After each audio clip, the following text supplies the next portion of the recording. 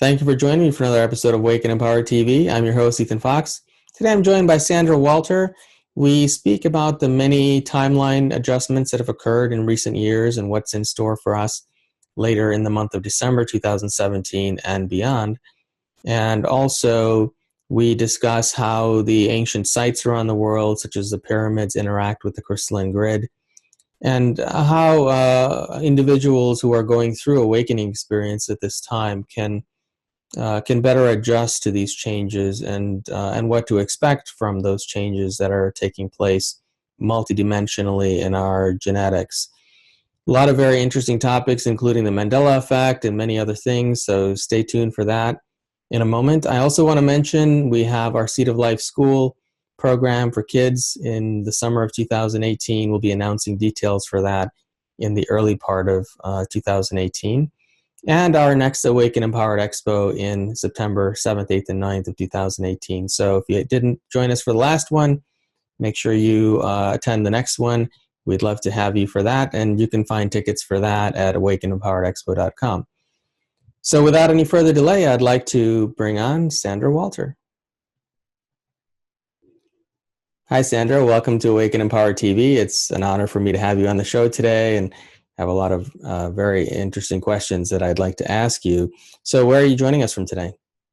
I am in Mount Shasta, California, one of the most beautiful sacred sites, definitely in the U.S., if not the world. And you lived there for a while, right? Yeah, I've been here for 5.5 years, and it's such a gorgeous energy here. It's a real 5D kind of vortex. So as challenging as the mountain in the winter and the elevation and everything can be, you have a 14,000 foot mountain as your backdrop all the time. So that's pretty inspiring in itself. I know in the beginning when you first went there, you spent many years there and had a lot of very spiritual experiences and so on. What have you found that's different about the energy there compared to other parts of the world that you've been to? So I came to Mount Shasta in 2012, and in early 2012, the energy was very different than it is now. And I noticed that Mount Shasta, the energies are of a very multidimensional nature, which is why I enjoy it. So if you're someone who is a vibrational match for interacting with higher realms of consciousness, there is direct access through this vortex experience. And when your vibration matches the vibration of the beings that you want to communicate with, you're able to have a much easier exchange going on in this kind of a vortex. And I'm somebody who's traveled quite a bit to other sacred sites and other vortexes, and the energy in Shasta is very unique. And I've noticed over the years through all this purification and gatekeeping work and everything that we've been doing, a lot of grid workers and light workers visit this vortex because they understand it's like a switchboard, like the old-fashioned switchboard. It's something that you can plug into, and it gives you access to a lot of other sacred sites and the new earth grid systems and other realms of consciousness. And the more that we worked on taking away all the interference and getting rid of all the distortion, the clearer and clearer she got to the point where now she serves as a gateway to the new earth grid systems and to much higher realms of consciousness. So it's beautiful to not only be a part of that, but to be able to plug in to that kind of communication. And we end up having clearer, more direct messages. We're able to connect with the solar consciousness, with cosmic stargates. There's all these different things going on. But Mount Shasta is unique because it is one of those portals that was specifically chosen to help us bridge between the old classic ley line grid system and the new earth grid system, or the higher fifth, sixth dimensional, actually all the way up to 12 access that we have here. So it's beautiful. I assume you know about the Telos. You've heard of them? Yes. So have you ever had any interaction with them? What can you tell me about them? I have had interaction with with a lot of interesting beings here in Shasta. In my experience, no one has ever identified themselves as part of Telos or an inner earth city. A lot of them present. I've had interaction with beings that make footsteps, but they're not actually hitting the ground, wearing white robes, wearing white jumpsuity, more cosmic type things. However, no one's ever said that they're from Telos. And Telos, by definition, and I had this experience in 2013, 2014, where I was asking about that. I had this big experience up on Shasta where I was camping, and I'm laying there in my hammock, and it was this beautiful night, and I was connecting with the mountain and asking my team, I was like, what is all this about inner earth civilization and this whole, how long do I have to stay in Shasta and everything? And the answer came back, my team started giggling, and they were like, you live here. And I'm like, what are you talking about? And they kind of unveiled the inside of the mountain. And it was all these templates that were placed there, Lemurian templates, some Atlantean templates, and these kind of inner earth structures that were like holographic templates, imprints that were placed there that you could, if we got to a level of awakening, you could tap into and see them. And for some, they perceived that as something that was happening right now, as something that was real, a city, And it was interesting because a week after that message came through and I wrote about it, and I'm like, oh my goodness, I can't talk about this. People have entire businesses built around Telos. I'm like, I can't talk about this, right? I just want to keep the peace in town and, not say, well, it's a template. It's not really a city, that kind of thing. But a week later, Cryon unveiled that as well. He came to town, Lee Carroll came to town and called in the now deceased Aurelia Louise Jones. And he's like, Aurelia, sit at my feet. He's like, beautiful. Thank you for all the good work you did. In the old light, it looked like a city. And he went on to explain that it's intention. There's all these, and I'm somebody who had this big experience at age 20 of being in my full galactic self, standing on a mountain and assisting people up and into this mountain. And I had no idea what that was about for decades until I came to Mount Shasta and realized, this is something that I was actually part of. And yes, there was this Lemurian going underground event that happened in the past, but they have evolved as well. And in my experience, the actual meaning of Telos is the end result. It's the intention, the goal. And I perceive the whole Telos interaction as people actually interacting with those Lemurian intentions that were planted in these templates in the mountain. And I'm somebody who's experienced the crystalline cities above Mount Shasta, or have experienced these beings who present and have these beautiful messages. But in my experience, so far, nobody has ever said, oh, we live, under your feet.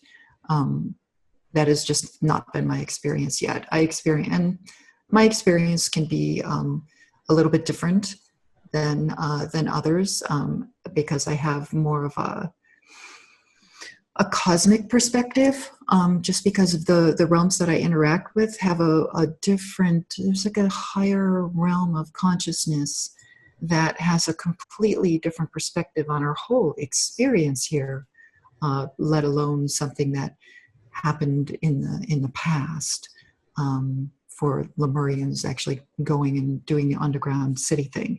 And I also feel that that shifted dramatically over the last couple of years. Since 2012, everything has been completely different. Everything is being rewritten to kind of let us catch up with what actually occurred on the 12-12-12 with Gaia creating this whole new platform for our existence. And now we're kind of migrating realities to align with that higher realm of consciousness where we're all going, what we call New Earth, that kind of thing.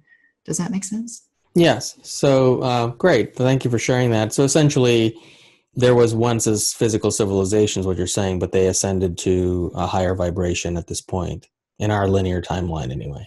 It's not so much that they ascended their vibration to a different level. They were already at a higher level than we were, density, dimension, however you want to call it. They were already at a higher dimensional level. It's just that they, just like us, the moment that we raise our consciousness, we're able to comprehend higher levels of consciousness and have a bigger perspective, they too have done the same thing.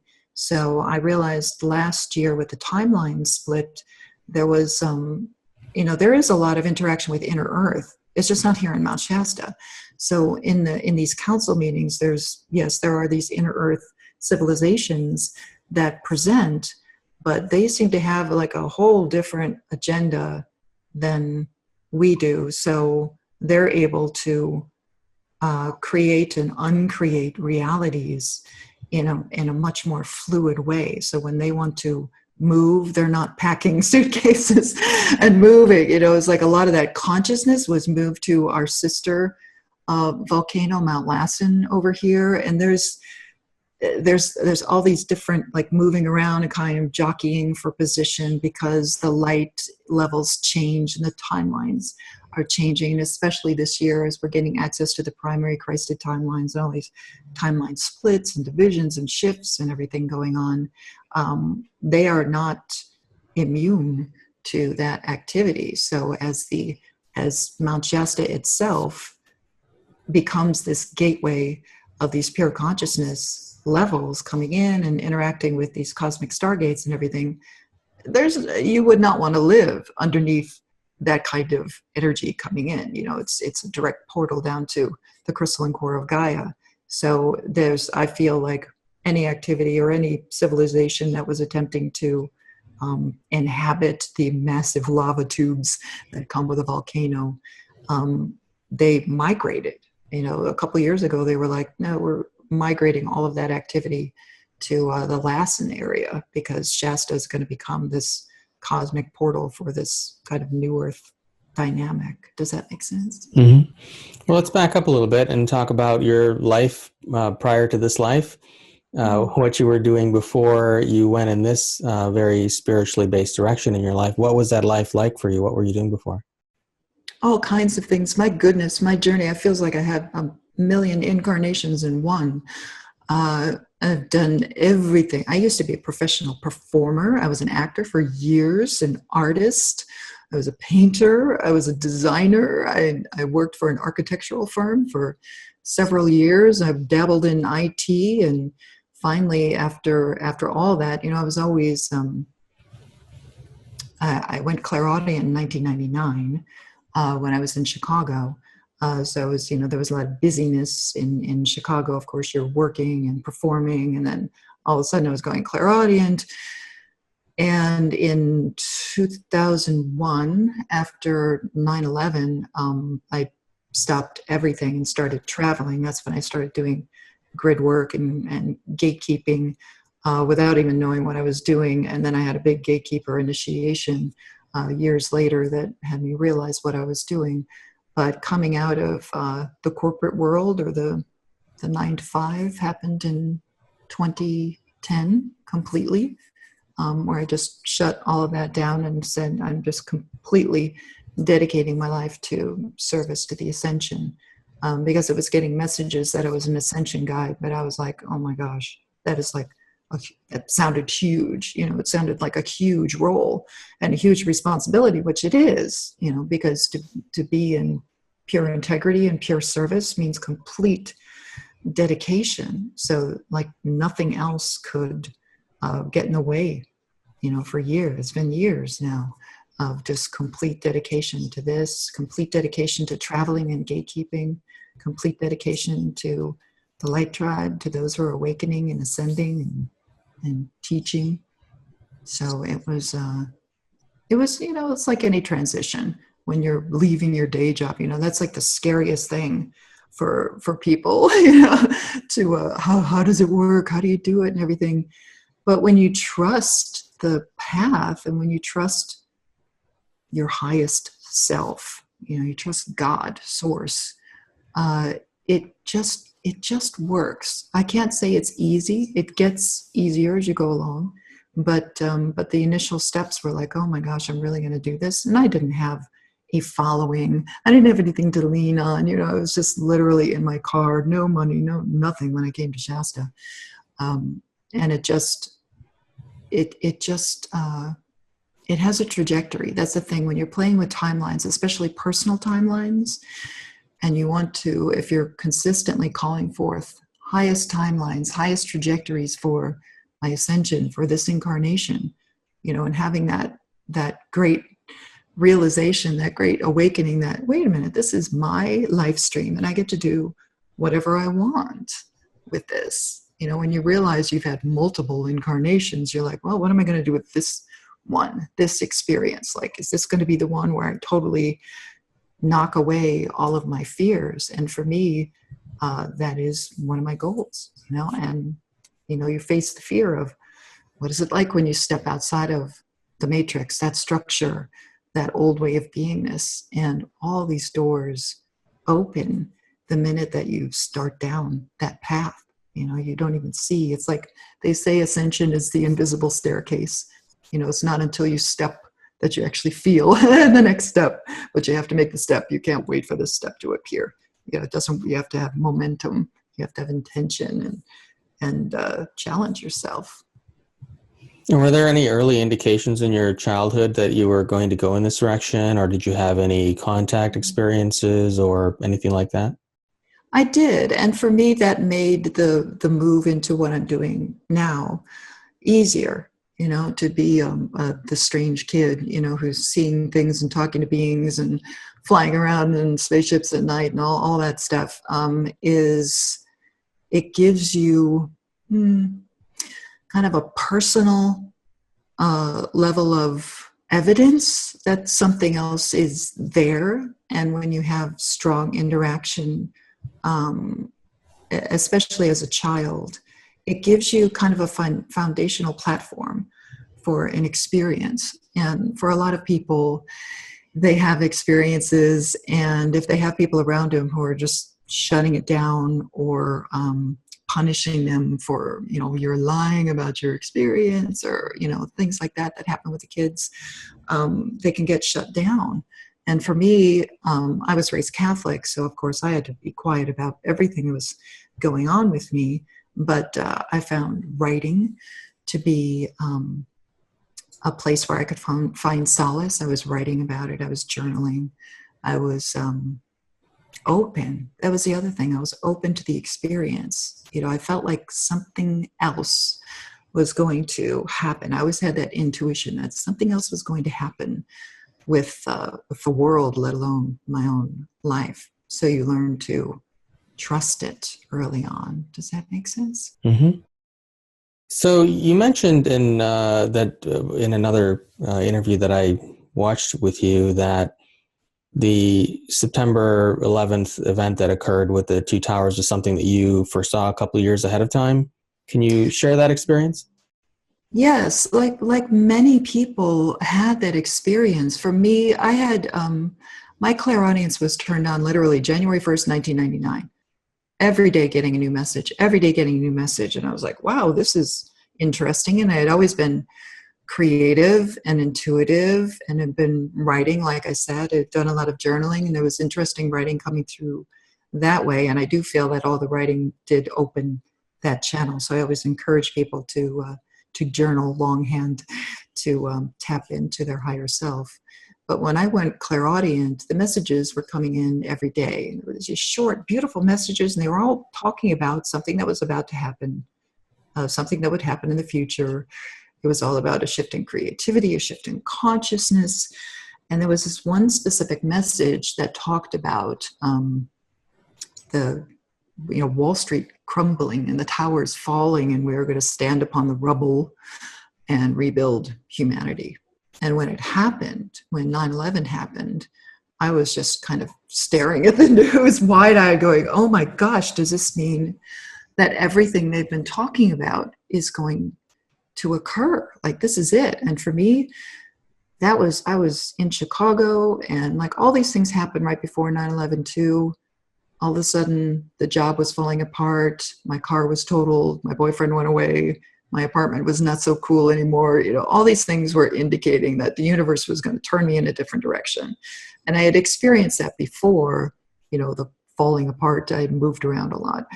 So the falling apart thing was starting to happen. And I'm like, something's going on, you know, and now I can see in my higher perspective, in my more educated perspective, that timeline thing was starting to occur, where things in your personal trajectory start to throw you in a different direction. And when 9/11 happened, and I realized that, oh my goodness, all this is going to come true, I was like, you have my complete attention. And I sold everything, moved away from Chicago, went on my first mission, quit my job, everything changed. Everything changed with 9/11. But I had been sharing the messages consistently, and then I started going fully into writing these longer messages as a conduit for that information, and saying, okay, now I have, you know, this evidence that we are on this higher trajectory, and all this is going to unfold. What else do you have? You know, what else do you have for us? So I opened myself as a conduit for that higher level perspective of like, okay, show me the architecturals. And I started interacting with these councils that actually had, you know, the architecturals for how this was all going to unfold. And that was fascinating to me. It's still fascinating to me that it has a plan, you know, that it's, I know time is simultaneous, and there is no past, present, and future, but it's still really interesting to me to see how possibilities fold together, how opportunities can present during these gateways. And it's like, well, we could go in this direction, we could go in that direction. You know, the ultimate goal is there, but how you get there can be changed collectively, personally, on a solar system level. I'm starting to learn about that too, how we can actually maneuver the energies within the solar system itself so that there's best case scenario for all planetary consciousness concerned. It's really fascinating to me. And are these the Pleiadians communicating with you primarily, or a variety of different collectives? It used to be. It's interesting how it's changed. So it used to be all Pleiadians. You know, in the beginning, they were showing up in church. I used to go to church, and I was Catholic, and they were, you know, communicating with me. I had some strong experiences, even just sitting in church with the Pleiadians. It was kind of interesting, but again, kind of keeping it to myself. And the Pleiadians were very strong, and then they were joined in 2010. 2010, all of a sudden it was Syrians stepping in, Arcturians stepping in. There were, again, it's different aspects of self and your galactic journey, but like Lyrans will come in sometimes, Antarians, Andromedans. You know, it's, and of course you have like higher orders of light, these higher councils, brotherhoods and sisterhoods of pure light that assemble, and that's like the galactic level kind of goes away, the star system level goes away, and there's this other like overseers of a more universal type consciousness that will come in. And that information is difficult to share because it's very nonlinear, and it's almost like dealing with a formless realm of consciousness where there's so much information and so much light intelligence that it's very difficult to transcribe or interpret in a linear way. So that's a very beautiful realm that I like to interact with, but it doesn't do the tribe much good because it's just, from my personal experience, it's like you're getting exposed to like an Elohim type level, but they're not individual consciousness the way that we think of individual groups of consciousness, like putting a label on Pleiadian or Syrian or something like that. Does that make sense? Mm-hmm. And do you feel that this Twin Tower collapse and all of that was an essential part of our move to a higher consciousness, or was it just a marker in linear time that that was going to happen? It's both. So yeah, it was a marker for the it was kind of put up or shut up time for a massive awakening event to occur. And as much as folks would like to judge that as a dark event or whatever, it actually anytime an event like that is created, the opposite is also created. So it's, yeah, they amplified a dark agenda, but they also woke a whole lot of people up to what was going on behind the scenes. And in my work, we don't focus on disclosure, we focus on spiritual disclosure. So for us, for our team, it was beautiful. It was a beautiful event. Yeah, 3,000 people died, and it was tragic, but it was enough to shake the energy fields to get a lot of timeline blockages out of the way. A lot of people awakened. A lot of people, even like myself, all of a sudden you're like, oh, okay, I just remembered what I'm here to do, and now we're on the higher trajectory.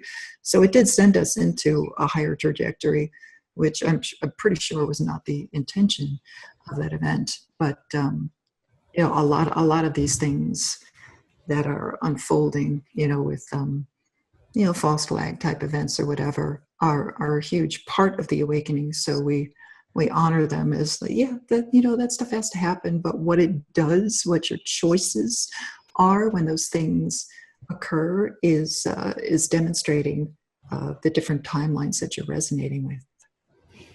So tell me, so you do gatekeeping work, so you consider yourself a gatekeeper. Can you, for those who may be unfamiliar with that, can you explain what a gatekeeper is? Absolutely. And in my journey, I had a gatekeeper initiation that was kind of over the top. So it was, I'm in meditation, and all of a sudden, and I was already doing grid work and gatekeeping, but I hadn't realized fully what I was in charge of. And they, all of a sudden in meditation, the veils just ripped apart, and these giant golden gates start opening, and there's all these beings of light and realms of just rows and rows of it was like seeing all of your divine entourage at once, and this overwhelming harmonic and love and light, and they're like, you're a gatekeeper, welcome, and this is your divine purpose, and this is your divine role, and all these different downloads and everything. And it was a huge experience. I was weeping through the whole thing because it's quite overwhelming, that level that you experience when those gates are open. And after that, I went through training with multidimensional beings on how to properly open gateways, purify them, what levels and what ranks of light to bring in and allow and call forth, and how to do it, how to work with crystals, how to work with energy vortexes, how to clear things, which beings to work with, which beings not to work with. There was a lot of training all through 2013. And the other aspect of gateways, it's not just the physical opening of portals or gateways or spots on this New Earth grid system that we've established, but it's also these energetic passages where certain cosmic events or energies will be coming in, and I'm unique in my conduit abilities to be able to communicate that. So I receive at the end of each year the unfoldment of when these gateways will occur, and during those gateways there's always significant solar activity, earth activity, different energies, and they always describe as we go through the year what those influxes will be doing to our consciousness, or how they interact with other cosmic stargates or the sun. And in 2013, that was the first time that I was given feedback, cosmic feedback for these energetic passages, because if you say there's going to be X flares in May, and then you get to May and there's no X flares, then we'd be like, what are you talking about? But every time it's like right on point. So in 2013, that's when I was trained. They were like, just watch what happens. You show up in the right place at the right time, and you all focus on these dates, watch what happens. And it's always been, the flares or the activity or whatever for consistently for 4 years now, 5 years. So it's kind of become my role. My role is changing somewhat because back in the beginning of the year, I was given a promotion, so to speak, where all of a sudden I just awakened to another level of my master gatekeeper ship, where I could actually interact with cosmic stargates. And cosmic stargates are unique, and they lead to these trinity energies interacting with these pure photonic areas of the galaxy as we move into this area of the galaxy. And you can actually open and consciously anchor through these realities. That's why they use conduits like myself, is because the energy has to be anchored into these lower realities in order to transform them. So there's the gatekeeping part of it, that's the physical part. And then there's gateway date passages where all the gatekeepers who are finally unite with the grid workers, and we all focus at the same time in bringing in these higher levels of light. And it's consistent, it's just, it used to be a slow drip. Now it's quick, more and more energy, more and more energy, more and more light, and more transformation for all of us. It's service to the collective. It's not service to, just me and my own personal, internal gateways. It's always in pure service to source, to the big picture. Does that make sense? Mm-hmm. So is this a big brotherhood, sisterhood kind of thing where you're aware of each other and what you're doing, or how is this coordinated with all the gatekeepers who are doing their individual work on the planet at the moment? Well, in 2010, when I was asked to step forward fully and completely and dedicate myself to talking just about ascension, something happened. All of a sudden, I was talking about gatekeeping and grid work publicly, which a lot of first waivers, second waivers weren't doing, because they didn't want to say, I'm going to show up in Sedona on a certain date or whatever, because there would be so much interference. Like, that changed in the last couple of years, but there used to be so much interference and so much pushback that we just didn't talk about it. So I was guided to step forward and be very vocal about what we were doing. And then the tribe just magnetized. All of a sudden, people were popping up going, I'm the gatekeeper for this area, I'm the gatekeeper for that area, because we usually have an area that you're in service to. You're on mission in a certain part of the grid. And so little by little, the light tribe started coming together, and all the gatekeepers started connecting. So then we were doing it in a conscious way, and it used to be unconscious. You'd see other, when I show up in gate work, or even during the unity meditations, to some people, I don't show up as this, I show up as my higher Christed self. And in gatekeeping, you'd always have these other beings connecting with you. And now we get the grounded experience of like, oh, that's you. You run into people, you have gatherings, and you'll be like, do you recognize me? I'm pretty sure I saw your higher self during this gate, that kind of thing. So now we get the, the thrill of meeting each other in the flesh. Whereas before it used to be just kind of under the radar, didn't want, the other team to know what we were doing, that kind of thing. And now all that is gone. We are out and, shining this experience so that everyone, because as people awaken, their third eye opens, or energetically they start feeling the energies, and a lot of people don't know what to do with it. So as gatekeepers, grid workers, light workers, way showers, we could explain more clearly, hey, this, December is going to be huge, or this passage is where we're all going to focus.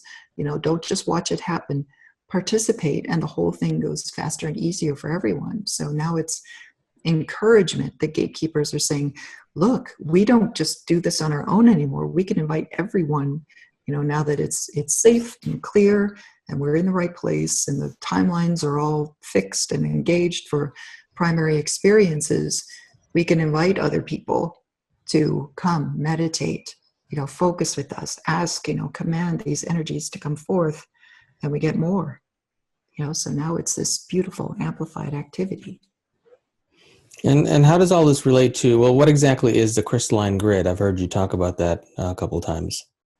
Yeah, the crystalline grid. So we have several grid systems that work. We've got the crystalline core of Gaia. That's where she stores the. It's just like your heart center in the center of your toroidal field. It's the same way with a planetary consciousness.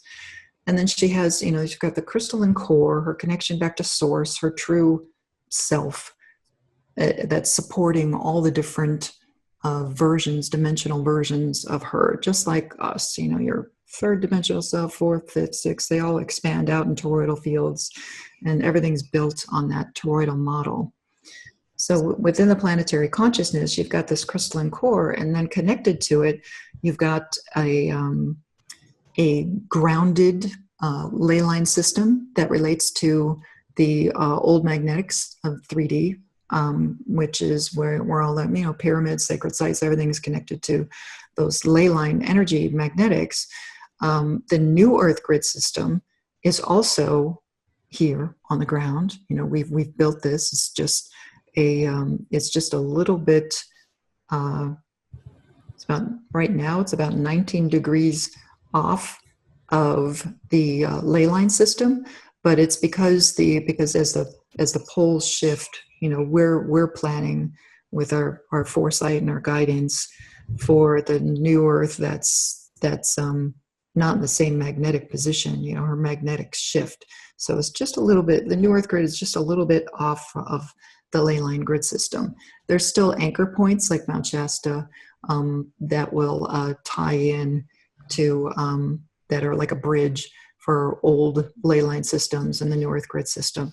And then the crystalline grid is around the planet, off planet, and that's the holding container for the pure crystalline consciousness, for the return of the Christ, for the ascended human, for the ascension itself. And that's a crystalline grid that's put in place, that we tether the new Earth grid system, the crystalline core, and the old ley line system and everything to this crystalline grid in order to purify all those old grid systems. So the crystalline grid is actually holding that container for unity consciousness, and it gets amplified, and it allows, used to work as like a filtering system, no longer filtering the energies after the end of this year, but it's that holding container for that divine intention of expanding and ascending into this kind of fifth dimensional version of Gaia, and she fully anchored into that crystalline grid on the 12-12-12. So we're just migrating realities right now, migrating the timelines, bridging. Right now we're working on opening these crystalline pathways, gateways to the new Earth consciousness. So, at the highest level, all of this is consciousness, so it's difficult to describe like a physical thing. It's like, wait, you mean like a pyramid? It's like, well, yeah, that's like how it used to work in the dense thing. And then you've got the new Earth grid system, which is all crystalline based, which is why all the grid workers have been placing crystals everywhere they go. And then you've got the crystalline grid that's holding the container for a whole different level of ascended consciousness. And then you've got, solar grids and different grid systems that hold gateways for higher and higher levels of consciousness, continually expanding around the solar system itself, let alone galactic level or universal level. How did these ancient sites around the world, such as the pyramids and so on, interact with the crystalline grid? Were they built for that purpose, or is that just a side effect of their construction? No, the ley line system was built to harness the energy of the dense magnetics in the 3D system. So that's like those are anchoring points or places where the folks were utilizing the natural energy that was emanating from the magnetics, the electromagnetic system that holds the planet together. So they were able to actually harness energies, and some of them are connected to, or were, I should say, connected to different star systems. They were attempting to get to ascend their soul back home, like pyramids with Sirius and things like Orions. They were built for particular purposes, but a lot of it was to hold the planetary consciousness together through these energy shifts, or through a lot of distortion happening in our ancient past. So it's basically to hold the planet together, because the planet does have a divine destiny. That's the whole thing about Gaia, is Gaia Sophia has a divine destiny to become this Christed planet. And there's a whole lot, there's like a trickle out effect of, if she was able to do that, then all these beautiful unfoldments happen in the galaxy and the universe, which is why so many star families have so much focus here, or so many higher beings. Like, why would a Metatronic or a Melchizedek level have focus on this planet? Why? You ask yourself, why this little planet? Why? It's because she has this little cosmic trigger in herself for all of these beautiful unfoldments, for a whole new level of universe, a whole new experience.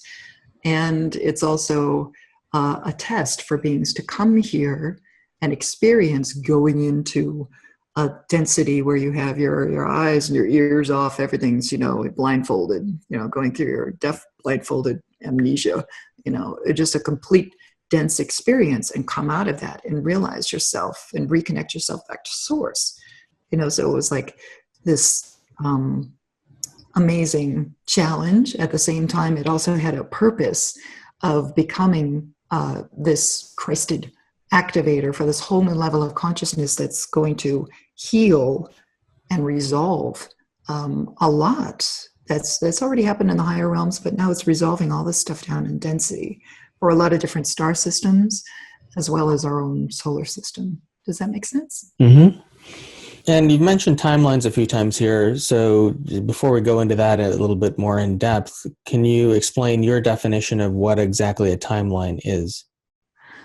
Yes, the way it presented to me was that timelines were built on, they are built on toroidal fields, which is really kind of interesting that they're all that, and I feel that because they're built on toroidal fields, it's just such an elegant thing. Like, if you can just consider for a moment that our energy fields are built on that torus, if you consider the energy fields of the planet or the solar system, the galaxy, the universe, and time itself, pardon me, all being built in the same way, which shows time and DNA and everything to be very interwoven in this beautiful divine dream that creator is having.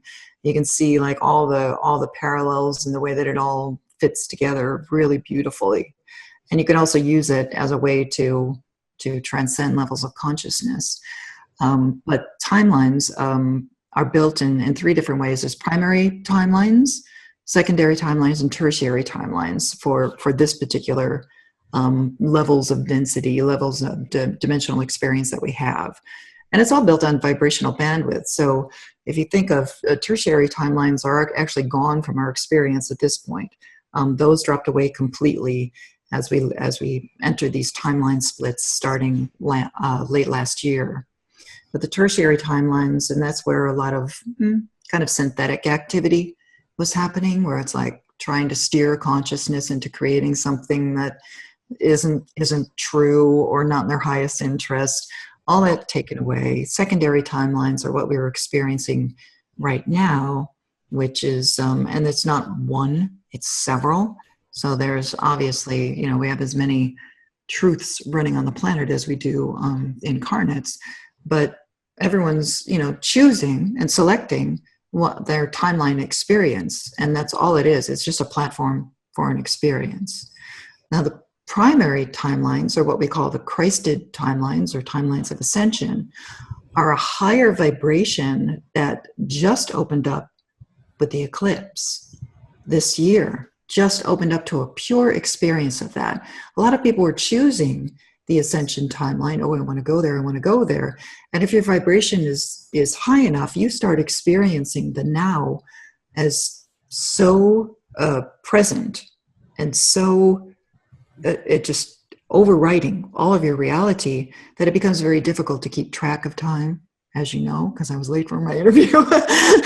But it becomes very difficult to kind of ground things because primary timelines, ironically, don't feel time based. It's free, it's open, it's this Christed experience of like everything's happening right now. There's a fluidity to it. There's a lot of divine interaction with the elementals because they act in that way, with the kingdoms, with these higher levels of consciousness. It's really beautiful. And right now we're experiencing this timeline bifurcation where the densest of those secondary timelines, folks that are still in fear or just hating things, or attempting to manipulate or control, are in such a different vibration than the people who are choosing this Christed experience, this higher unconditional love, absolutely want to go for it. The vibrational bandwidths are not complementary to coexist on a planetary structure for very long. So what happened was we started experiencing this timeline bifurcation where it's, and you could see it, if you're awake and aware, you could see, people drop out of your life, situations don't fit anymore, you start leaving your job, activities, that's like the first signs of like leaving one timeline for another. But this bifurcation becomes physical over the next, at least in the next 7 months, we're going to have a big revelation of the timeline bifurcation being a very a palpable reality. But because the way showers and those who are embracing that higher, we call them the high vibe tribe, the people who are really going for it, just no holds barred, absolutely dismissing any kind of, they've processed and they continue to process and they continue to heal themselves as well as the people around them and really embracing that higher experience. You're no longer a vibrational match for the reality, so you just kind of don't stop seeing each other. Right now we have like the metaphoric experience of that. It's like, I just don't talk to those people anymore, or friends just, fade out, and then it becomes physical. I've started to experience that, where being invisible to some people, or you're showing up when people are meditating, or, different vibrational weirdness going on. But eventually that's, what they call the division of the worlds is just your reality completely dissolves from the other person's experience. You just don't see each other. You just don't interact anymore. So it'll become a very physical thing where the primary Christed timelines are actually a bridge for a dimensional experience. So while secondary timelines are grounded in a third, fourth dimensional experience, the primary timelines you can actually ride it to a fifth, sixth dimensional experience or higher if you choose, because it does dissolve time boundaries. Does that make sense? Mm-hmm. Now, what I'm noticing is a lot of people, in particular women, are finding themselves having awakening experiences sooner than the men. And so many of them who I speak with are waking up in the midst of relationships or marriages with partners who are at a very different level of awareness. And so how does that work in terms of that different timeline experience when you have somebody that close to you in your physical life who may be experiencing a very fear-based, negative, or darker human experience versus the other person? Yeah, that can be quite challenging, and I want to honor that. But the other thing is, you want to honor your highest experience. Like if the relationship becomes too polarized to the point where, and a lot of the old school New Age thing talked about twin flames a lot. But if you want to consider a soul-to-soul contract of we're going to be together and we're going to grow, we're going to grow, we're going to grow. If you reach the space where you're just not growing anymore, or the challenges are just too strong, then you have to, you're going to have to separate for a while. And it doesn't have to be permanently, but there can't be growth in that contract. Either you're done with the contract, or one of you has to step out and elevate the other one, and the goal is love. You're not going to step down your vibration to engage with people who are so trapped in fear that it lowers your vibration. You won't be able to do that. It becomes it causes too much distortion within your own consciousness. That's going to be very palpable as we move through the stronger gateway of December and January this year, is that you cannot hold on to untruths. You cannot hold on to distortions in your own field, or it will cause dis-ease and a lot of discomfort. It will become very uncomfortable for people to not express themselves. And you can see, and the reason why the women are waking up first is because there is this strong return of the divine feminine energy coming through. And if you happened to incarnate as a woman during the shift in consciousness, congratulations. That's part of your job, is to bring in this holding space and patience. And sometimes it's mastery level patience with what's going on, and to be able to not react, but to embrace what's happening and say, and to really be the representation of that divine cosmic mother and go, look, what if we deal with these situations in a completely different way? There's the heart-based intelligence that comes with awakening.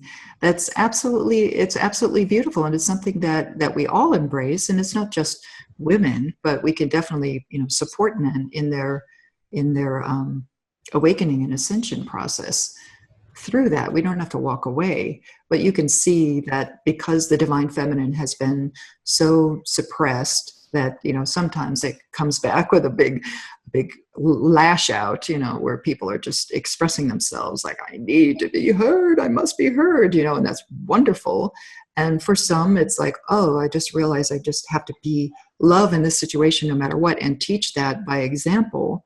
So that's happening at the same time that the energies are forcing everyone to marry, to create that marriage, that alchemical marriage within themselves of pure self-expression and the ability to take action as creation. Because I see divine cosmic mother as like the background energy for everything. And then the divine masculine or divine father would be the actual activity of creation. So they work in tandem, they work together. But when your personal life stream has been steered in a direction that puts you into fear and away from divine love, there can be resistance because it doesn't feel safe to be in love. From a masculine point of view, whether you're a girl or a boy, it doesn't matter. Whether from your perspective, if it feels scary to embrace love, that's your divine masculine side going, not safe. Oh, I don't want to look weak.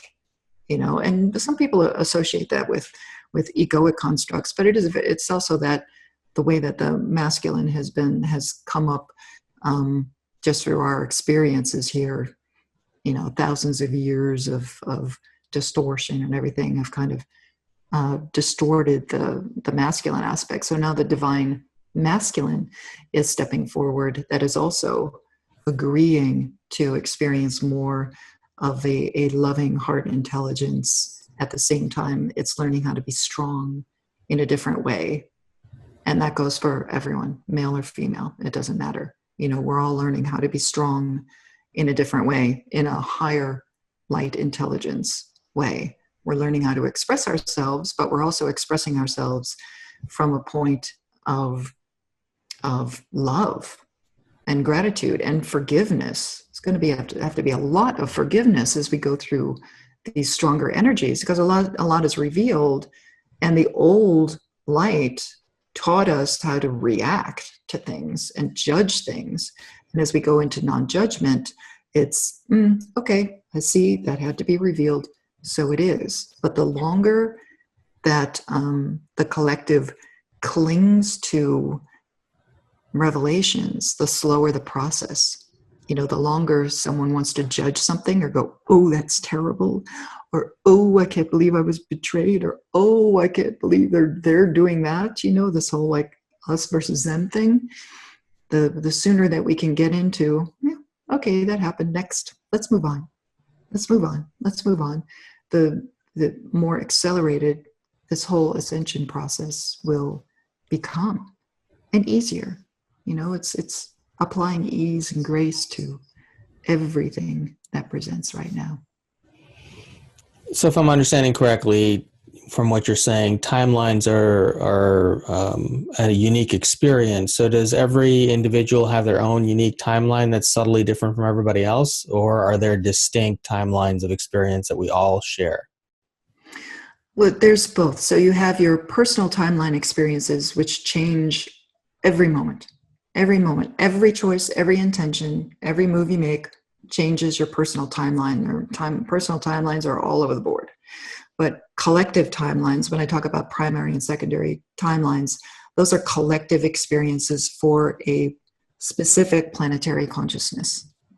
So a secondary or primary timeline choice, when someone chooses to engage with something, and they've already been created.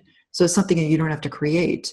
We as the future beings came back in time, and now you're living the timeline that you've actually already created, and go, well, let's see, we'll create it, we come back, and then you live it.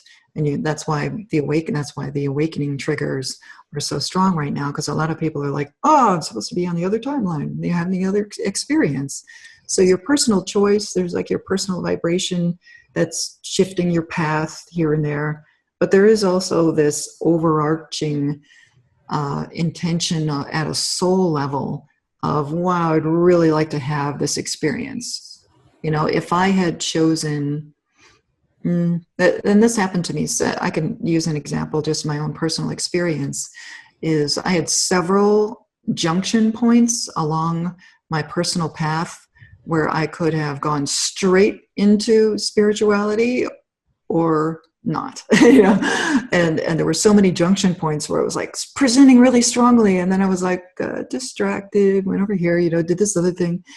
But there is this overarching intention at a soul, even the oversoul level, really leaning hard on all of us right now, because there is this ascension window. There's this window of opportunity during the shift in consciousness that I'm sure your audience is familiar with, where you get this passage where you can ascend or not ascend, that kind of thing.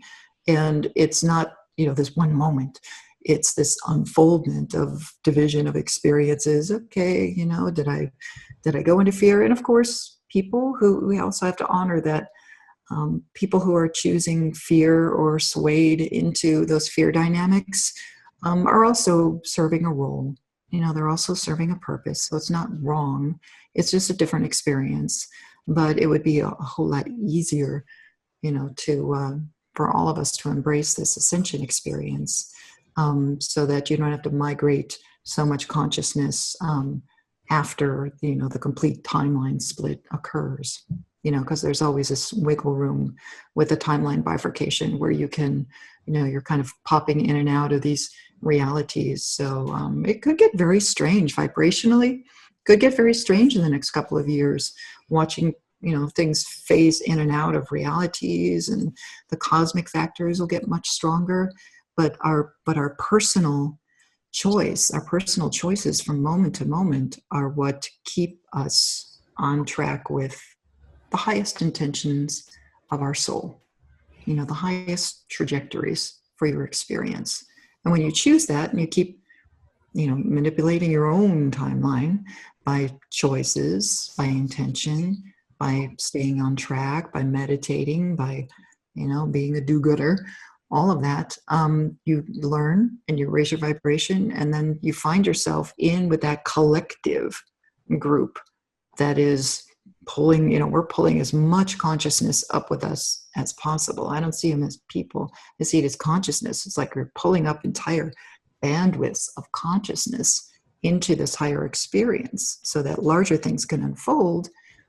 But it's your personal choice moment to moment. And I always call Ascension a conscious choice to engage in evolution. That's all it is.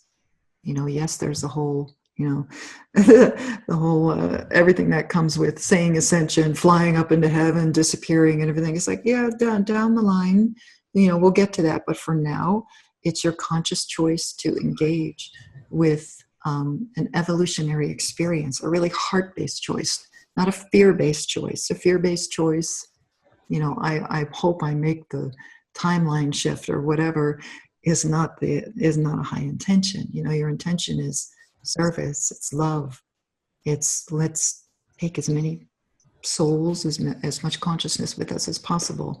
And you really desire that higher experience, not because you hate the lower experience. It doesn't work that way. It's because you really want to engage with all that unconditional love has to offer. And you have a genuine desire, and a lot of way showers have that intuition of like, I know there's that other thing, that other experience out there. I know it to every fiber of my being, that this is real and happening. And the more that you engage with it, the more proof and evidence you get of those those personal experiences that take you to the next level, where you're like, I never thought that would happen to me, and it just keeps getting bigger and more expansive and more joyful. And yeah, it's not all it's not this big path of roses. It has its challenges for sure, but but you're up to the challenge because the foundation is love and service. When a spiritual path is not built on love or a true desire for service, it falls apart. At some point in the journey, you'll lose your way. You'll have to, go back a few steps and go, oh, wait a minute, what are my personal choices? And I feel like that's a lot of what these revelation type energies are coming into right now. There's a lot of people are kind of examining their path and going, what was my intention? They're just, they've been maybe following blindly or watching. A lot of people kind of watch the shift unfold, suspicious. I'm not really sure if I should go into that. There's a lot of fear about engaging with spiritual anything, just because there's been so much deception. But when you make it your personal choice to pursue love, you can't go wrong. Can't go wrong. Now, you mentioned these timeline shifts are taking place over the past year or so. Are these triggered by solar activity, or what's the cause or trigger of these? There's part of it has to do with the collective timelines. There's junction points, the collective timelines, when you're able to, much like 9/11 we were talking about, that was like a junction point where something had to happen. Otherwise, it gets steered in the wrong direction. So, a lot of it has to do with it's kind of interesting. I'm not sure if I can explain this really well, but from these higher councils of light, you get this overview of the solar system. You can see it moving into these areas of space that have unique geometries around them.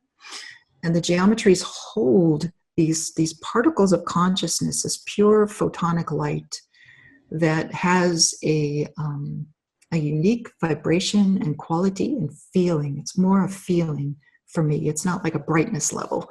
It's like a feeling, a unique feeling of pure source consciousness. And that's the stuff that triggers dimensional shifts and consciousness shifts. So there's like this cosmic steering committee that assists. I know from a scientific point of view, it probably sounds crazy, like, no, the sun just travels and it stays, on track and it's always the same. It's like, no, it isn't. It isn't the same. From that higher consciousness perspective, there's the ability to guide, to set up vibrational walls that kind of filter the energy if you're not ready for it, all these different things.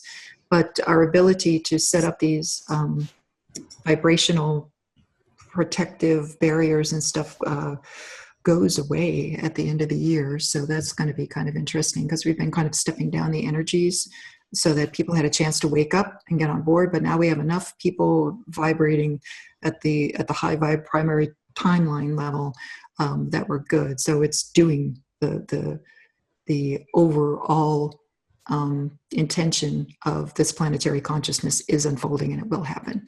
So now we're good. But but it's these actual particles in space that contain encodements for a pure source experience. And when a pure source experience in that particle of light hits a structure that has not been experiencing that's where it triggers dimensional shifts, and it triggers consciousness shifts. And all that energy is funneled through the sun. So the sun is connected to cosmic stargates, galactic stargates that connect to other parts of the universe. And it's all kind of funneled in and filtered through. And the sun, Solaris, sets off these energies that which is what all the gateways are about. That's why every gateway you get solar activity. You get those influxes. You get a coronal hole, or you get a CME, or you get a flare, and you get that activity because it's releasing light codes. And it's solar plasma based, floats in on the solar wind sometimes. Sometimes it comes out strong like a flare.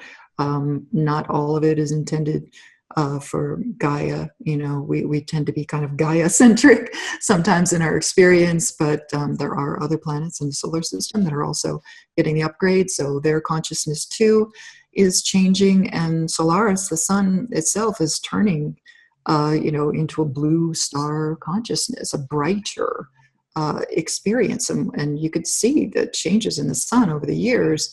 And just this September equinox, there was another change in the sun where you could see sunlight is completely different now. You walk outside and you're like, it looks like there's some kind of weird filter or something over the sun. It looks very different. It looks like almost like a stage light, like it's not real or something. And this is just because we're moving into these areas of heightened dimensional shifting, consciousness shifting activity. So it changes the sun, which in turn changes the planets, which in turn changes the whole toroidal field for the experience of all these different dimensional expressions of planets. So it's beautiful. It's beautiful to see that kind of trickle down and trigger our own personal consciousness to do something else. It's literally, and it's all DNA based. Your interaction is DNA based. So DNA is going to be your key to dimensionally shifting your body vehicle, this form to another kind of form.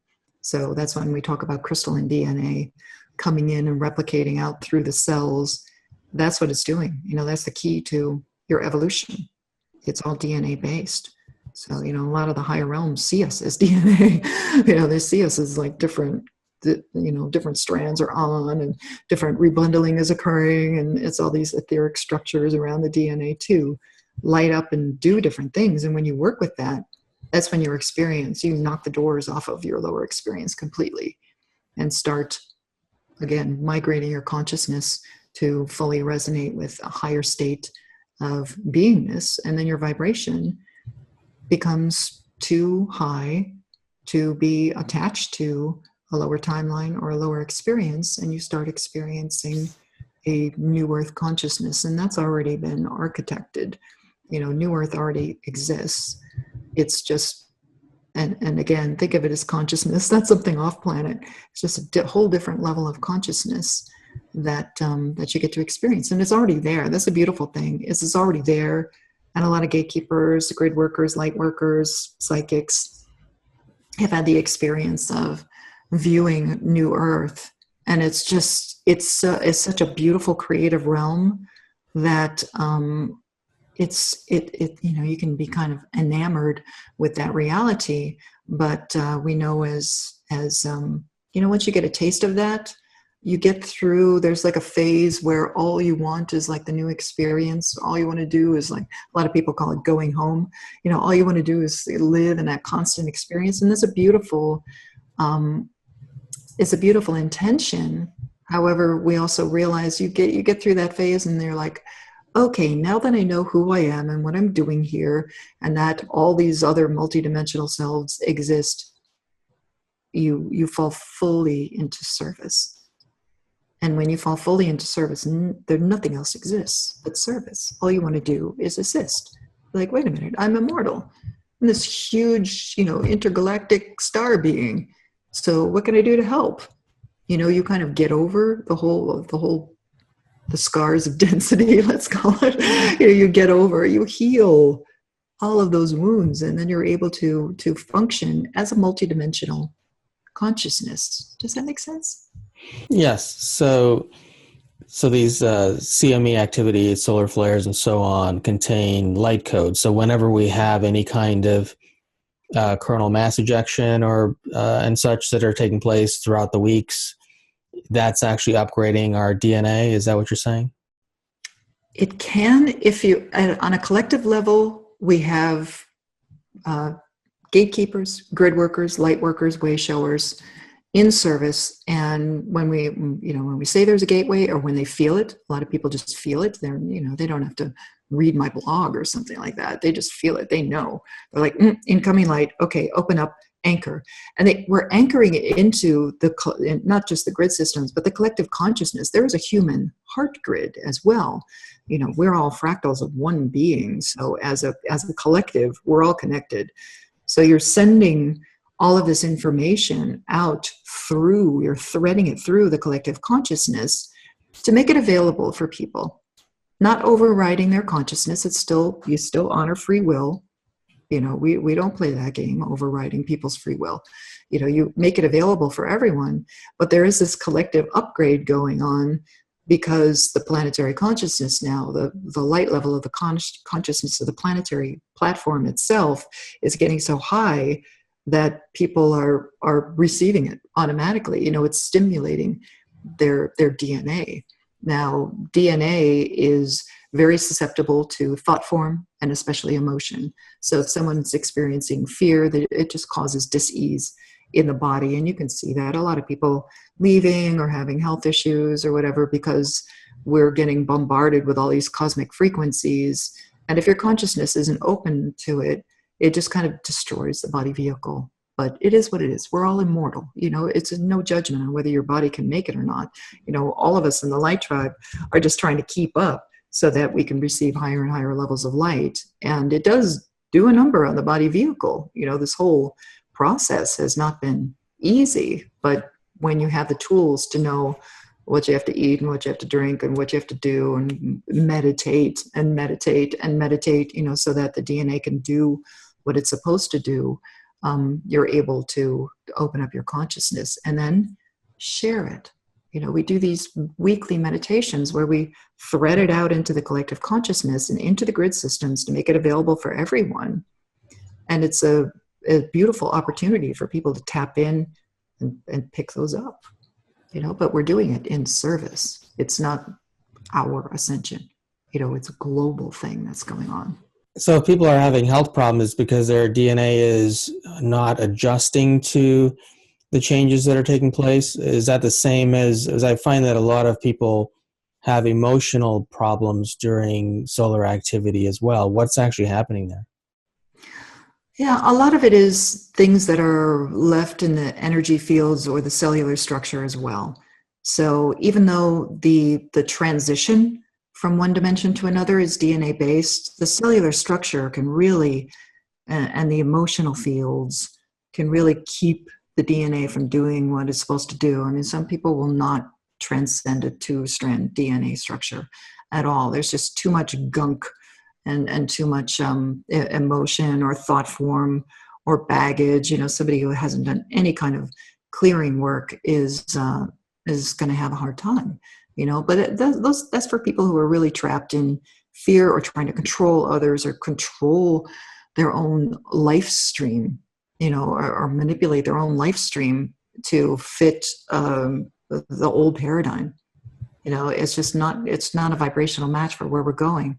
So when these energies are coming in, it triggers that stuff to be released. But if someone doesn't have the tools or the knowledge to release things in a proper way, they just kind of either explode or they turn it in on themselves, and that breaks down the body vehicle. Most of your audience probably knows that emotion causes dis-ease, but it takes it to a whole other level when you have light codes coming in telling your cellular structure, your body, to do one thing and you're doing another, or your thought form or your emotions are doing another. And if you don't have the capability to release that in a proper way or to deal with it, if you have no spiritual foundation for your experience, you're going to go to, medication, addictive behavior, emotional constructs that don't serve you or the people around you, all of those old paradigm ways of dealing with things in very, brick and mortar kind of density, destroy the body. We've seen that over the millennia, how density and distortion can shorten lifespans and destroy people's body vehicles. But it just becomes more accelerated as the light level is no longer complementary to maintaining an old paradigm at all. So the light level is coming in and telling the body to do one thing. And if you're doing another, it's going to be some disharmony there. But now there's so much information online. A lot of way showers have really stepped forward. A lot of light workers have really stepped forward, and we're creating easy ways. And now we're starting to connect and going, okay, let's completely prepare for a post-disclosure world, because people are going to have issues. People are really going to have a hard time with this. So how can we get them quickly through the process to unconditional love so that they don't destroy themselves or each other, through all this bombardment of information and the light and everything else that's coming at them. We do this out of compassion, complete compassion, saying, look, if you'll just embrace being open to perhaps a different perspective, we can assist you in clearing those emotions or addictions or things that keep your vibration down. And it just opens up your life stream to having so much more fun and joy and creativity and abundance in your life. Even if you can approach people from that point of view and going, you really want to have more abundance and feel better, get to your emotional clearing. You can approach them from that, because they will eventually learn self-love. And when you have that self-love and that love for source within, that's when the light can accelerate your process. No matter, as long as you have the pure intention to level up, it will happen. Do things like GMO foods or fluoridation in the water or chemtrails or any of those kind of things prevent our awakening, or is that not so much of a factor when someone reaches a certain level of consciousness? When someone reaches a certain level of consciousness, it doesn't have an effect. However, all of those distortions are aimed at distorting DNA, keeping people asleep. I mean, it's literally poison for the cellular structure, which means that you can't evolve through that body vehicle if it's trapped in that kind of density. And it's a shame that it unfolded that way. However, if you look at the light side of that, it also encouraged every single person who awakened to improve their diet, to respect Gaia, to, the importance of clean water and clean food and everything is so predominant now. It's coming out, the organic everything is coming out as something that's important to people. And all these revelations are good, and those revelations for respecting the planet and for respecting what you put in your body and cleansing and purifying and all of that came to light because of all the poisoning and the pollution and the distortion. So it's, you have to appreciate it a little bit and go, okay, we see that's happening, but it's always what you do to create the solution to that that's important. You can point your finger at all of the corporations that are attempting to eliminate people from the planet or eliminate the awakening, and realize that no matter what has been done, we woke up anyway.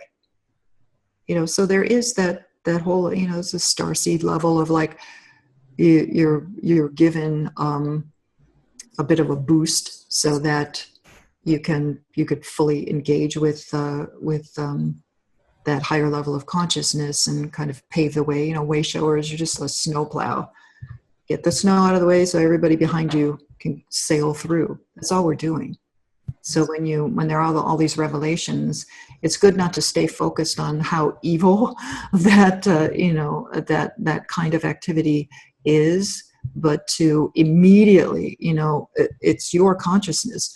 The moment you discover someone's trying to poison you, get yourself, clear, get yourself detoxed, change, go to the store, demand the organic thing, demand the clear water, demand the no fluoride in our town. That's the thing that that's kind of playing out right now. I don't usually talk about this, but there's also part of the game is to keep people afraid of speaking out about that, because they put all these stories out there about people who have been threatened or killed or taken off planet or whatever that spoke up about it. Well, that's being taken away completely. So there's no fear. You've got to speak out, and especially in your own community. Think globally, act locally works. Go to the store manager and demand organic everything in the store, or at least the things that your family enjoys. But the detoxification is key. When I first woke up, it was the first thing. I was like, oh my God, I got to get myself clear. I was in Chicago, drinking fluoridated, terrible Chicago water, like awful things. And I woke up anyway. So it is possible. But the immediate and consistent thing, even now, consistently detoxifying, because I know, I live in Mount Shasta. It's not like this, protected place. We get sprayed as much as everybody else does, so I'm doing my metal cleanses and everything like that. And I know eventually the new crystalline DNA will override all of that. Some people trying to do it mentally right now, just like override all the toxification, but they're eating the toxic stuff anyway. I'm like, let's try not to honor the corporations that are producing that and just not buy it. Don't, vote with your money. Don't buy any of that stuff, and just try to override drinking a Coca-Cola or whatever with your consciousness. Like, why would you bother?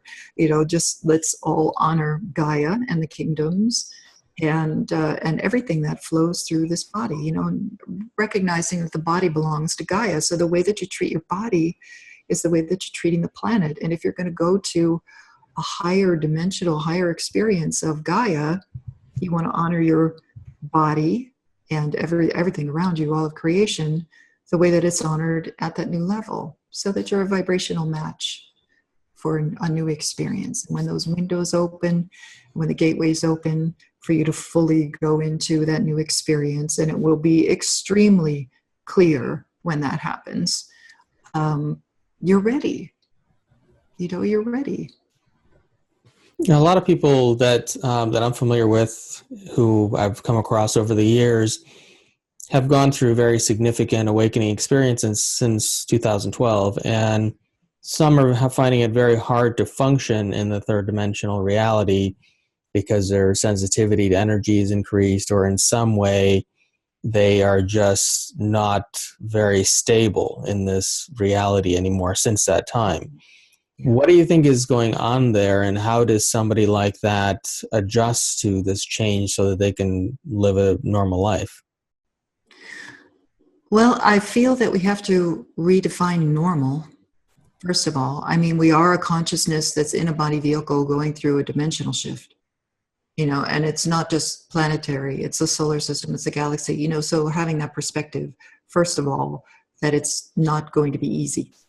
And I am somebody who is definitely part of the tribe who is experiencing such a dramatic shift in my energy and my consciousness that it's like you have to tie yourself to the old reality, or you feel like you're going to float away sometimes, so there's a lot of especially this year has taken me to levels of consciousness I didn't even dream that I would experience through the physical.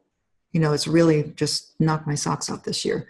But as someone who is also as a gatekeeper, and because I do so much gate work and so much energy work, and because I'm a conduit, I'm one of those people who my skin feels like it's coming off half the day. It's just like there's so much energy. It feels like you're being mildly electrocuted. And you have these passages where all of a sudden the light will come in and it feels like it's just crackling through all of your fields. And it kind of borders on a fibromyalgia kind of sensation, because it can be very painful, and you breathe through it and then it subsides, and this is like 10-15 minutes at a time, and you just have to breathe through it, let it pass, let it settle in. I parent my body vehicle very well. Energy fields expand. Okay, whatever this is, let's just go. But it's and especially with not just the physical thing, I try not to focus on the physical thing, because they are that's like a really easy way to talk about ascension, is to talk about ascension symptoms, and like, oh my gosh, this day I had a headache and my ears are ringing and my neck did this and my body did that, or really feeling the energies, or up and down. It's all over the board, and you don't want to misdiagnose someone who is experiencing pain, unexplained pain, and doesn't want to go to the doctor or a healer. So I kind of avoid that conversation. But as somebody who is experiencing a radically different reality most of the time, and still attempting to function in this reality, I send out encouragement and support and inspiration weekly to attempt to explain what's going on moment to moment, week by week, what the energies are doing to us, or what's focused on, or encouraging people to stay on track, because there's been, even since the messages first began in 1999, they always talked about psychological fallout from the shift, that the consciousness, the people who were dealing with it from a mental level rather than a heart level would lose it, that they were just going to not be able to comprehend what was happening in their consciousness, or people would really go through like plant medicine or something like that, really blow the doors off their consciousness, and then they have no connection to the lower reality whatsoever. And that wasn't the point. The point was to be able to anchor this crystalline, Christed unity consciousness into the collective consciousness, and then ascend. It was like bringing the light in and serving, as a conduit for Gaia. Body, again, belongs to Gaia. So it's a conduit for these energies into the collective fields, morphogenetic fields, if you want to call it that, bringing in the new experience so that everyone could level up behind you, and we could transcend levels of consciousness. So I understand that it's difficult to balance a higher dimensional experience, but again, come at it from consciousness. You go into meditation, you're fine. That's your safe place when you're experiencing like, oh, too much of a mismatch, too much of a mismatch. And again, you have to come at that with forgiveness and gratitude and compassion. It's just part of the evolution. It's just part of the evolution. But when you go into meditation and you start to experience that pure light coming through the heart and through the fields and connecting and embodying your higher self, all the worries about, how are we going to do this go away. So, like, let the light show you what we're becoming rather than focusing on how bizarre and how weird it is, and it is for some people knocked out flat. They're complete transmuters or complete receivers, and they're knocked out flat, can't do anything else for like 10 years. I know people like that. They're just like, I've been in bed for 10 years. I haven't been able to leave the house because of the energy and everything. And they understand their role. Doesn't make it any easier, but they're like, when is it going to pop? When is it going to be over? And for me, I'm attempting to kind of parent that consciousness to go, well, let's just focus on the bigger picture and how many people we're assisting by doing this, and kind of keep our focus on the love rather than the struggle, because it's kind of the flotsam of the old paradigm is to focus on how hard it is, or the struggle, or the fear of it's, when is it going to happen, that kind of thing. You just kind of leave that and go, it is what it is. It is what it is. It gets very, very difficult, very, very challenging. No one escapes the challenge. That's the thing. If you're just like tiptoeing through the tulips and feel that you're experiencing the shifting consciousness, you might want to take a second look at that, because it's supposed to be challenging. It's supposed to be difficult, because other realms are learning. Source itself is learning so much through this experience. And when you remember that and you talk to Source, I tell my class all the time, share it with Source, witness this, feel this. Do you feel this? My skin's coming off. How many years are we going to go through this? You wanted this experience? There you go. I offer it up to you. There you are. If there's anything we can do about it, great. If that's the way it's going to be, that's the way it's going to be. But like, my whole body feels electric most of the time. It's just constantly shooting, sparks and light, and it's painful to the old body, but I can feel it changing, and you have to do things to support it. You have to move. If you let the energy pool, it pools in areas, and then you've got disease, distortion, discomfort, so you've got to move. Yoga, Pilates, walking in nature. You have to ground. You have to get your naked feet on the grass and ground, because there's incredible healing energies coming right up through the earth right now, through these new earth grid systems that assist your body in upgrading and integrating the energies. So earthing, huge right now. During this passage, earth, you'll feel it. I put my bare feet in the grass, and you can feel it's like plugging something into an outlet. All of a sudden, it's, but it resets your energy fields. Connect with the sun.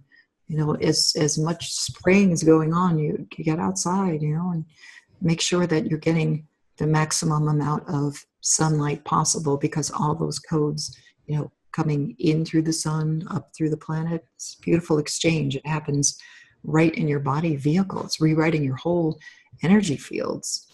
So it is, the painful part is what it is. There were no guarantees or promises that this was going to be easy, if you remember far back enough to when you agreed to do all this. But it is what it is. But the thing is to look around you and witness the grace and the love and the light emerging, and have a deep appreciation for everyone who is trying or doing their best to express love. Don't look for the difficulty, look for the light. Focus on the good things that are occurring. So are autistic children just a little bit farther ahead of the rest of us in terms of their advancement? Is that why they have such a hard time functioning here? Yeah, they're a unique bunch, because they do have, I feel that they're anchoring, and sometimes I know it's triggered by certain substances, but they do have that bizarre, now unworldly kind of perspective. It differs from child to child, so it depends on what's going on in their personal mission. But a lot of them resolving contracts, resolving soul group issues by doing that, because they're challenging their entire family by presenting in that way. So they're healing soul groups and bringing in new energies. And sometimes a being may have experienced density in prior lifetimes and comes back and says, you know what, I don't even want to be fully conscious. I don't want to participate in the same way.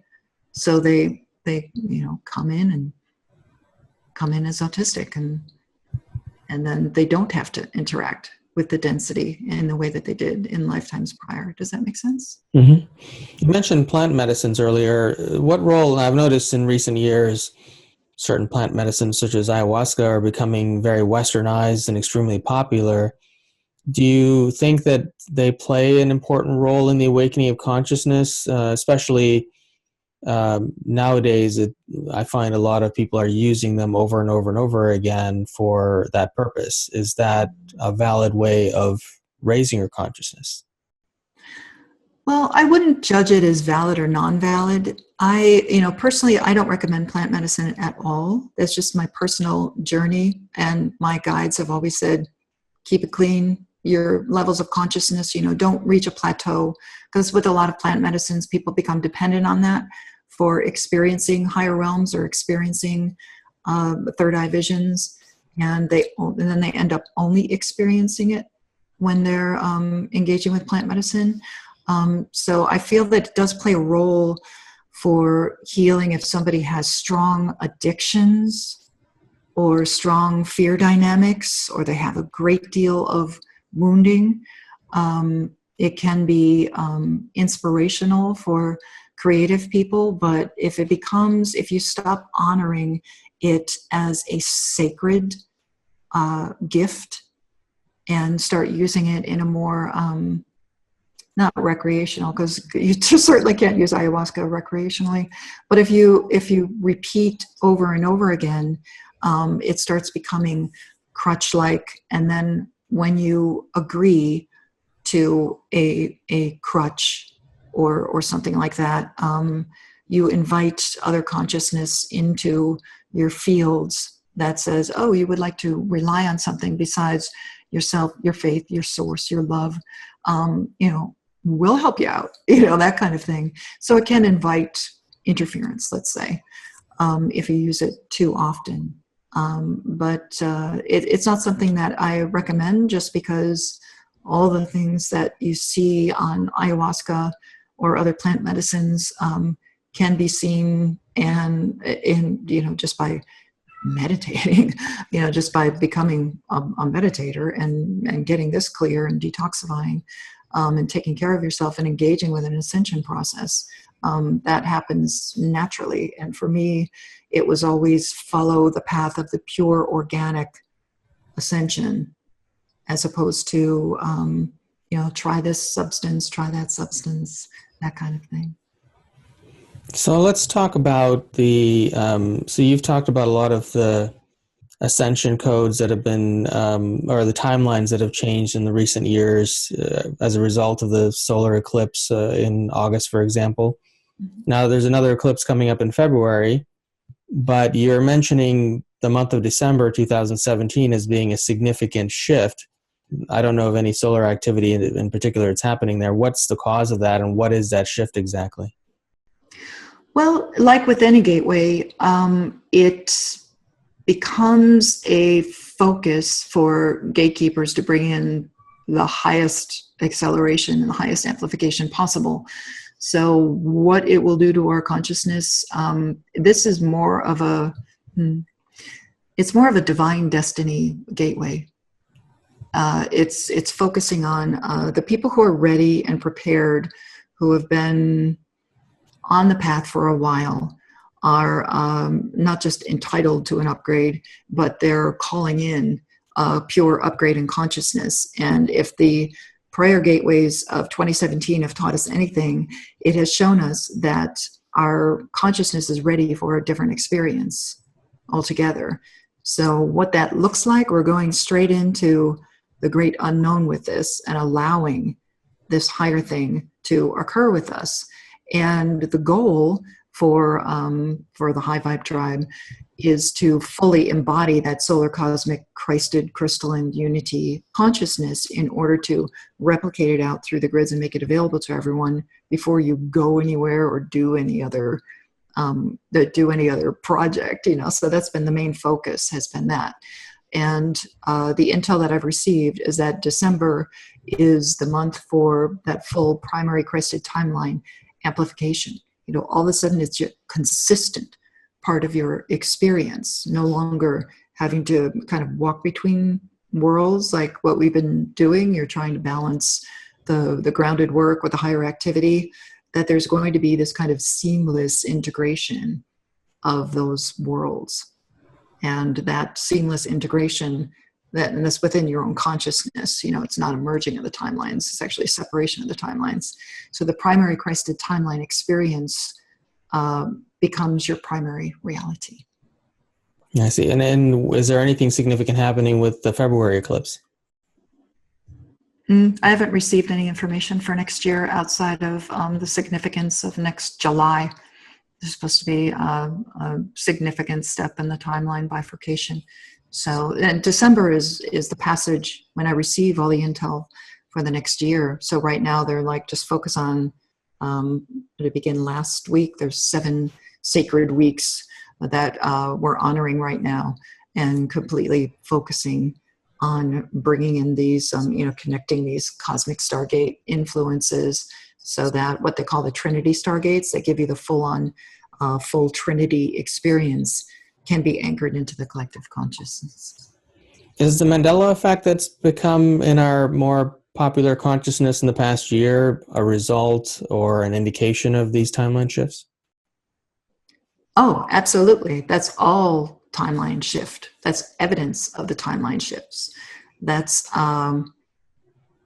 the vibrational weirdness that happens when timelines are in flux or when they're dividing means that there's like little loops in the timelines that are getting taken out. So you get this weird kind of splicing activity to catch up with the higher vibration.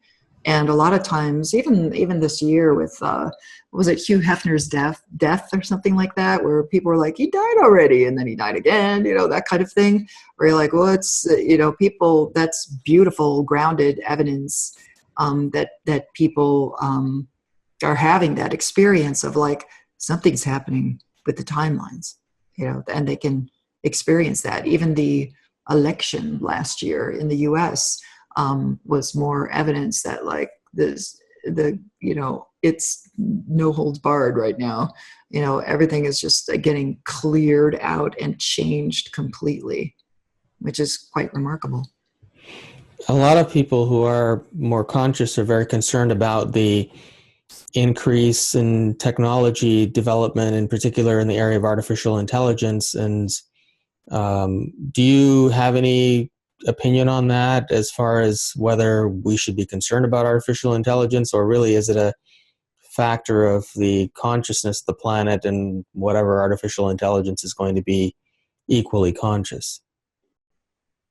The artificial intelligence question has presented, especially this year. And when I mentioned earlier the pure organic timelines of ascension, the pure organic experience of ascension, there has been a focus on that because there is this alternative. It's almost like a parallel reality where the AI kind of infiltrates and it turns humanity into a different thing altogether. And that's not the creation that me or my team or a lot of the higher realms are focused on.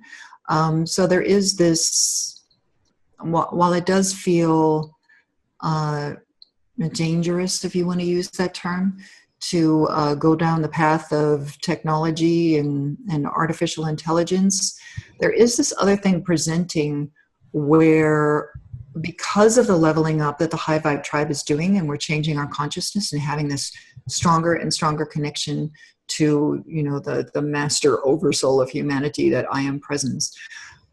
There is this ability, if we're able to embody that and connect with that, to completely override any kind of artificial intelligence. It's almost like you're convincing the AI to go for the love program. Do you see what I mean? Like it's if AI is a pure, is all based on programs. If the programming is looking for the thing that is the strongest, or the way to not control people, but the way to manipulate human consciousness, it will eventually discover that human consciousness is based on unconditional love, and human means God man. So if it's looking for a way to manipulate source, it's going to find source. So it might actually be easy to connect with it and convince it to go the way of rewrite everything as unconditional love. Do you see what I'm getting at? It's just because it's artificial, because it's not organic intelligence, it responds to programming. So it might be actually easy to overwrite the programming and infiltrate it, and convince it to do something else completely. Because I feel that AI, while it may seem like, oh, that's where we're going, evolution, history as we know it is coming to a close, and we've explored as far as we can get, and the next thing is technology. There is this pure organic frequency of this pure source unconditional love thing, and love is the baseline energy for all of existence. So it feels like that would be more powerful than anything that would pop out of that creation. So it would just be a matter of getting to the root of it and overriding it. So I always recommend stepping away from the technology, because as you're trying to make this evolution, as you're trying to make this ascension, the distraction and the programs, I mean, you could feel them, you get on Facebook, it feels awful. It's just, as you level up, that will become more and more distasteful to your energy fields. So you'll have to pick and choose your moments when you interact with it. But right now, the ascension is focused on the organic thing, rather than engaging with more technology. If you're on a spiritual path, much better to focus on the love and the natural thing and the organic thing that's happening with the planet, if you choose that experience. Of course, if somebody wants to engage with AI and pursue the path of becoming a digital god or something like that, it's all free will. Does it interfere with our energy fields right now? Yes, absolutely. And as ascending beings, you got to turn it off. You got to turn it off once in a while, and some people, maybe you have to work the computer all day, but not all day, all night, consistently engaging, consistently, you can feel it. If you are drawn to your iPhone, that's a program. You don't have to check your email or Facebook or Instagram or all those other things, several times a day. It's like, let it go. It's a good test for yourself. Have days where you don't turn on the phone or the computer at all. Preferably Sunday. Join us for the Unity meditations. That's offline activity where we all connect, and we're teaching. The whole intention of that, when it started 18, 19 months ago, was to teach us how to connect without the need for grounded wires, without the need for technology. And I feel that activity now, the people who join that group or are doing that regularly, we can feel each other connecting right before the meditations, or all day Sunday for some people. And we're building this field where, even just thinking about it right now, I can tap into that field, that created field of unity consciousness. And it's really teaching us now. We're learning how to direct that consciousness. It's like, okay, yes, we're going to meditate. We're also focusing on this today, that today, and we're able to use our natural human technology, our organic technology, to create solutions, to expand consciousness, to infuse the fields with peace and love and all the beautiful things that come with unity consciousness, rather than the need for technology. Do you feel that we need to disengage from more actively participating in society, such as being part of the financial system or earning money, or, for example, in the very near future, all of our cars are going to be artificially intelligent too. So it's really hard to live within society and not engage to some degree with those sorts of things? Or is it more just a way of being within those things of society at a higher vibration and still engage with those? There's two camps right now. I noticed in the light tribe, kind of like absolutely no technology and okay, let's just deal with it kind of thing. And I honor both, because the organic off-grid experience is beautiful. What a beautiful way to spend your life stream. If you're going to come and visit a planet, you might as well fully engage with her on that level and have the plants and the kingdom, everything, at your disposal, and learn how to work with them. And it's beautiful. It's a beautiful organic experience. If you're a way shower who has a role where you're being more public, you're going to have to engage with technology. You have to get out there. While it's your way shower window, we also have these periods of time where it's your turn to step forward and share your story and share your teachings or what you've learned. And you do that in a public way. And it doesn't have to be forever. You don't have to create this big busyness around it, but you do have to use technology in this era in order to reach as many people as possible. So you do engage with it, but you're not a slave to it. That's the thing, is when you raise your vibration, you're going to find that you don't want or need as much stuff or tools as you used to. It's fun to play with, but it's just play. You're not enamored with it. You're not watching your stats and engaging with how many likes or how many views, or it just doesn't matter. You're just like, you just share your material and walk away kind of thing. It's just playing with that, because you're playing at a higher level. You're playing with light codes and sending information out and sharing at a whole different level. And while there is this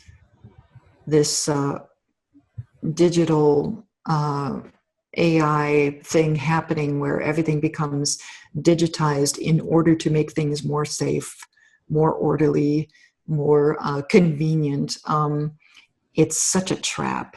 It's just like there's beauty in the physical. There's beauty in things being difficult. I live in Mount Shasta. I fill up my water bottles at the headwaters and lug the water bottles back home, and I literally chop wood, carry water. I have a fireplace. That's how I stay warm. There's firewood involved, and there's the organic experience of that. Whereas, it would be easy to, hit my iPad on a wall somewhere and like program it for perfect heat and perfect indoor environment or whatever. Then what? It's like, well, everything's, now everything's so convenient and perfect, and my food is digitized and my health is digitized. Then where's your human experience? So I really honor the, and I'm in Northern California, so we're kind of in a where was your shirt grown kind of culture sometimes, where it's, and there can be a lot of judgment with that too. But it's, there's something really beautiful that I feel is tied into the Christed experience about engaging with the elementals and the kingdoms and Gaia herself in a very natural, organic way. So we do our best. Yeah, there's still the technology, but it becomes, when your vibration gets high, it's like you play with the technology only when you have to, kind of thing. You know, it's like, yeah, well, I need this tool, and you appreciate it, but it's not like, you know, it's not evil. You don't judge it as evil. It's like, no, that's just what we're playing with right now. You know, that kind of thing. But it's when you become a slave to it or controlled by it that, you know, if the first thing you do in the morning is, you know, check your phone, you might want to engage with an ascension process to, you know, level up and experience the beauty of, you know, sun gazing or yoga or meditation, or really tapping into your own beingness, because otherwise it's, you know, you always want to ask, am I controlling it, or is it controlling me when it comes to technology? You know, that kind of thing. It's like any habit. You know, if it's habitual and it's like, I can't live without it, yeah, take a look at that.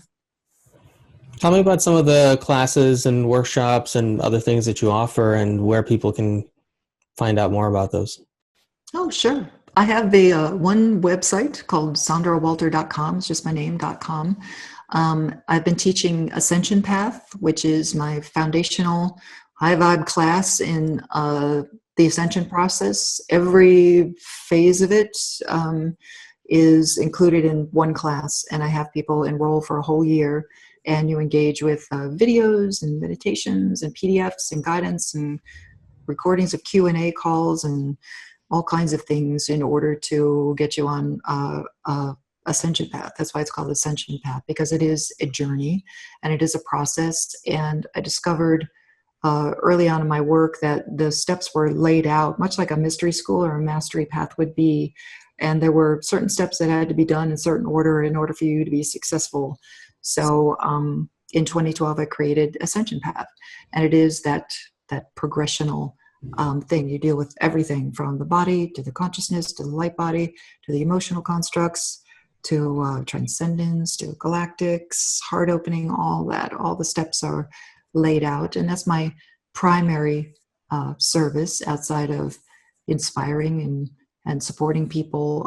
Every week I send out an article through my newsletter talking about the gateways and the energies and inspiration for the journey, and I am an ascension guide, so it's all guidance based, so it's specific information for people who are engaging with an ascension process, so it is specific to that tribe. And outside of that, I do events, so I have events coming up in Austin and Sedona next year, and I do online teleseminars every once in a while, and a lot of new creations coming out next year that I can't talk about yet, but that are in the works, just to take the service to the next level completely. So what's the general landscape you see over the next, say, several years into the future? A lot more ascension and growth. And I mean, do you see any potential that we could be heading toward a more difficult or darker future versus a more positive one? I ask that because there are some spiritual teachers out there who are speaking about World War III and a lot of, you know, difficult things in our future. What do you see? Yeah, I don't see that at all. I see that the high vibration, you know, it's just quantum by effect. So if you get a whole bunch of high vibrations anchoring through the planet and the collective consciousness, it naturally brings everybody up. That's why so many people are awakening. It's not just the onslaught of energies, it's also the collective consciousness is vibing up, vibing up, vibing up. And I feel that the transitional phase to having, we've already reached the quantum tipping point when it comes to ascension, and that's inevitable at this point. So all of those programs or lower timelines or people that are attempting to create the doom, gloom, drama, or whatever, they get to experience that. It's just that's why the timeline bifurcation is occurring, because free will must honor these collective intentions. And if your collective intention is to experience drama, then you get it. And if your collective experience is to experience ascension, awakening, love, better, good things, you're going to receive it. So that's why the timeline bifurcation is already in progress. It already started.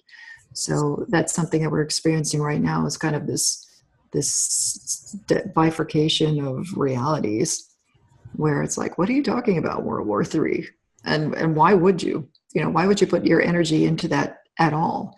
So it's just lower energies knocking on somebody's energy field, going, yeah, create that. Because those beings have always realized that we are creator incarnate. Human genome, very unique. It has a spark of pure source consciousness and the ability to transcend consciousness and create. That's why they call us creator incarnate.